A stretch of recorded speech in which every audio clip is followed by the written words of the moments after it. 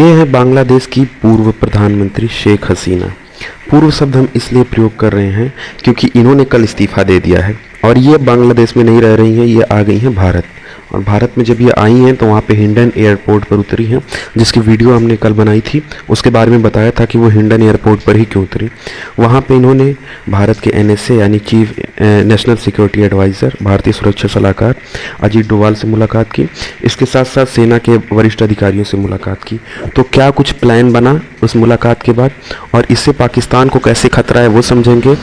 इसके साथ बांग्लादेश में जो वहाँ की पूर्व प्रधानमंत्री थी जिनको जेल में रखा गया था, उनको भी रिहा कर दिया गया है, तो उसका क्या जो है इम्पैक्ट पड़ने वाला है हम वो सब समझते हैं। जैसा कि हम जानते हैं कि बांग्लादेश की जो गवर्नमेंट थी वो इस समय क्राइसिस में चल रही है, क्योंकि बांग्लादेश के प्रधानमंत्री के साथ साथ उनके जो पूरी कैबिनेट थी सबने इस्तीफा दे दिया है। और बांग्लादेश में जो ये स्थिति है इस पे भारत में भी जो है अब चर्चा होने लगी है, भारत में भी बैठक का दौर शुरू हो गया है। ये एक प्रोटोकॉल के तहत आता है कि भारत में जब कोई डिजास्टर होता है या फिर भारत के पड़ोसी देश में जब कुछ ऐसी घटना होती है तो सबसे पहले ये ब्रीफ करा जाता है भारत के प्राइम मिनिस्टर को, जिसको नरेंद्र मोदी को ब्रीफ किया गया। इनके जो है आवास यानी 7 लोक कल्याण मार्ग पर यह ब्रीफ किया गया। और ये जब ब्रीफिंग होती है तो इसमें कैबिनेट समिति के सारे लोग होते हैं। कैबिनेट समिति का मतलब होता है कि इसमें भारत के वित्त मंत्री, इसके साथ साथ सेना के वरिष्ठ अधिकारी और कैबिनेट जो है सचिव और इसके साथ साथ भारत के सुरक्षा सलाहकार, ये सारे लोग शामिल होते हैं। तो ये बैठक हुई जिनमें जो है भारत के विदेश मंत्री के साथ साथ सारे लोग शामिल थे। वहीं पे जहाँ पे जो है इन्होंने लैंड किया यानी शेख हसीना ने जब लैंड किया तो वहाँ पे भारत के NSA अजीत डोवाल और इसके साथ साथ वरिष्ठ सैन्य अधिकारी जो है उनसे मिले। और वो एयरपोर्ट का नाम था हिंडन एयरपोर्ट, जो कि उत्तर प्रदेश के गाजियाबाद में है। Ghaziabad basically Delhi NCR region में आने वाला जो है एक जगह है, एक जिला है उत्तर प्रदेश का, जहाँ पे ये लैंड की। अब लैंड करने के बाद आप बोलोगे कि वो NSA और सैन्य अधिकारी इनसे क्यों मिली। इनसे मिलना इसलिए ज़रूरी है क्योंकि जैसा हम जानते हैं कि 1971 में एक बार सैन्य अधिकारियों के द्वारा ही बांग्लादेश को आज़ाद कराया गया था। पूर्वी पाकिस्तान से बांग्लादेश नाम दिया गया था। तो उसी तरह से हो सकता है कि कुछ कार्रवाई करनी पड़े और कार्रवाई में कोई मदद अगर कर सकता है जो कि पास्ट एक्सपीरियंस भी जिसको है तो भारत है। तो इसलिए इन्होंने सैन्य अधिकारियों से मिला और अपने देश के बारे में जो वहाँ पे जानकारी है वो जो है अधिकारियों को दी। इसके साथ साथ भारतीय वायुसेना और अन्य सुरक्षा एजेंसियां जो हैं यानी IB से लेके बाकी सारी एजेंसियां जो हैं ये इनको सुरक्षा मुहैया करा रही हैं, क्योंकि ये एक तरीके से भारत में शरणार्थी बन के आई हैं।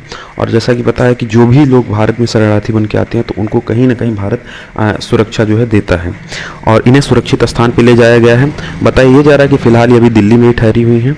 ये लंदन जाने का प्लान कर रही हैं, लेकिन लंदन से अभी इनको मिला नहीं है, हरी झंडी नहीं मिली है कि वो वहाँ पर जा सकती हैं।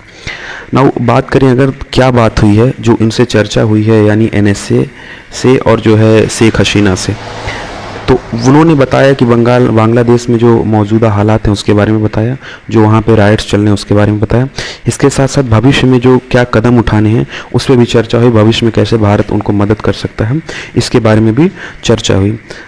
भारत की जो वायुसेना है, जो पूर्वी कमांड है भारत की वायुसेना का, ठीक है, वो पूरी तरीके से एक्टिव है, क्योंकि उसको पता है कि कभी भी ऐसी हालत बन सकती है जब भारत को अटैक करना पड़े, अपनी सुरक्षा के लिए अटैक करना पड़े, दूसरे देश में ना अटैक करना पड़े, लेकिन खुद की सुरक्षा के लिए एटलीस्ट भारत पूरी तरीके से रेडी है।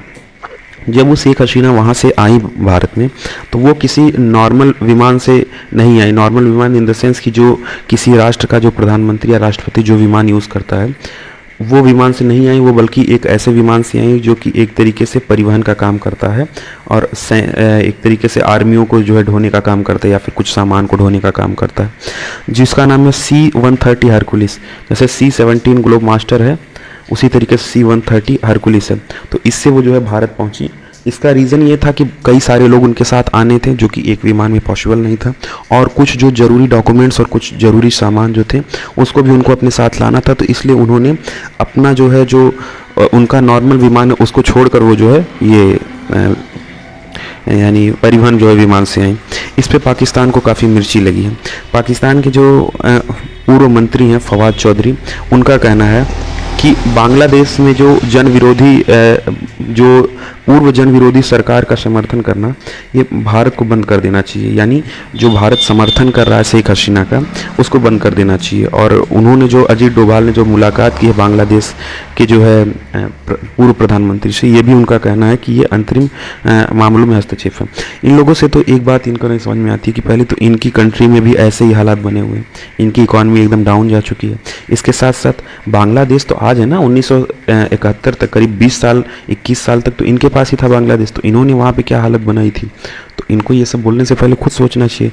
बहरहाल अब सबसे ज़रूरी चीज़ हम समझते हैं कि इंडिया के लिए क्या लॉस है, क्योंकि अगर अस्थिरता बनती है बांग्लादेश में, देखो जो बर्मा है यानी म्यांमार है, ये पहले ही अस्थिर हो चुका है। सेना तख्तापलट ये कई सालों से चल रहा है, 4-5 साल हो चुके हैं।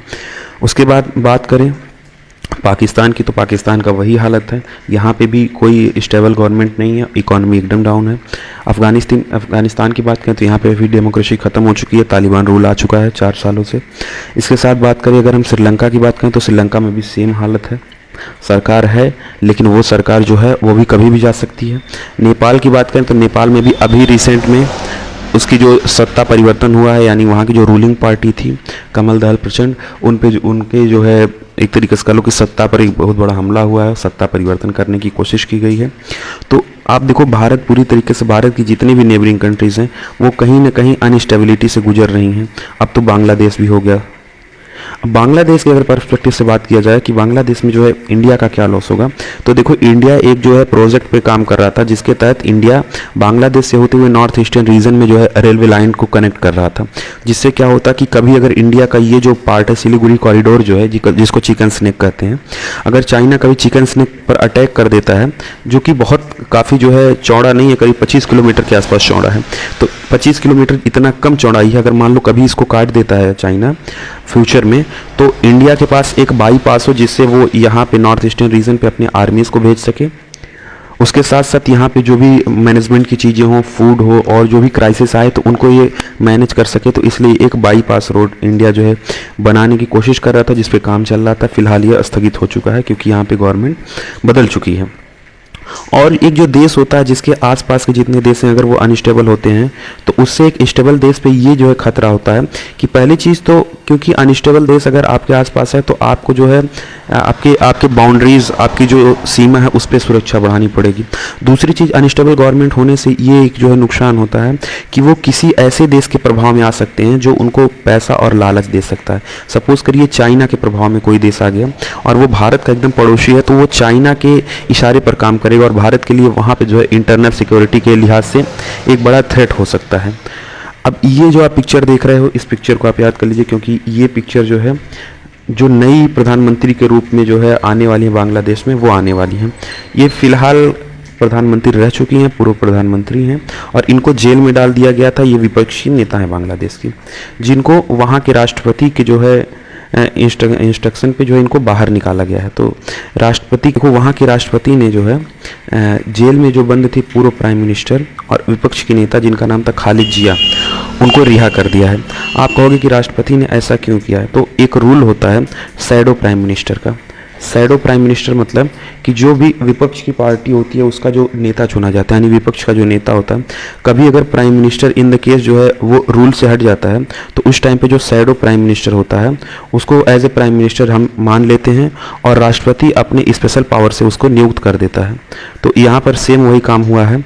और सेना की तरफ से अगर देखी जाए तो ये एक बड़ी स्टेटमेंट आ रही है कि बांग्लादेश में जो है मंगलवार को कर्फ्यू जो है ख़त्म हो जाएगा। बहरहाल ये लोग काफ़ी दिनों से ये बात बोल रहे हैं, फिलहाल ये बातें जो है काफ़ी दिनों से कंटिन्यू है। ये बोल रहे हैं कि वहाँ पे कुछ ऐसी स्थिति नहीं है, स्थिति बनी हुई है और ये चीज़ें देखते हैं कि कब तक जो है अंडर कंट्रोल होती हैं।